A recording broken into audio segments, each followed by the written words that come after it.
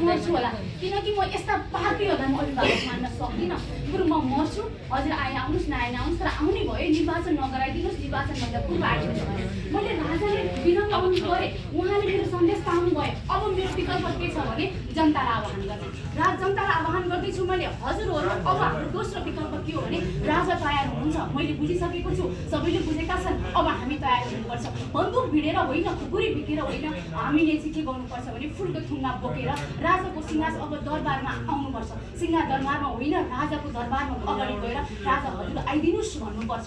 अब हामीले राजालाई आह्वान गर्नु सक्नुपर्छ। त्यसैले म यहाँ आज आउनुको उद्देश्य यही हो कि अब मैले राजालाई त भनिसकेँ, हजुर आउनु भएन भने म त मर्छु होला, यस्ता अभिभावक मान्दिनँ। तर राजा जब आउनुहुन्छ तब चाहिँ जनताले बोलाउँछ, किन भनेको राजा भनेको भगवान् हुन्। भगवान् त तब आउनुहुन्छ जब आफ्नो भक्तले पुकार्छन्। अब हामी भक्त भएर आउनुपर्छ, उहाँको दैलोमा फुलको थुङ्गा लिएर आउनुपर्छ। अब भनेपछि यही मस्जिद 6 गतेदेखि नै दाजुहरूले र्याली गर्दै हुनुहुन्छ।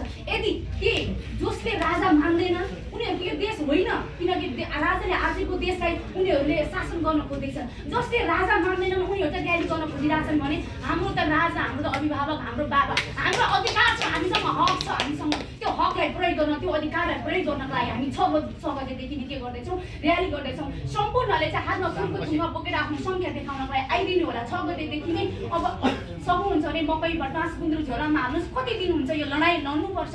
तर अब हामी चाहिँ के गर्नुपर्छ भने अब सुरुवात गर्न ढिलो भइसक्यो है, यिनीहरूलाई लखेट्न ढिलो भइसक्यो, शान्तिको स्थापना गर्न ढिलो भइसक्यो। जागौँ है, जागौँ, यही 6 गतेबाट जागौँ। हजुरहरूलाई म यहीँबाट अनुरोध गर्दछु। धन्यवाद।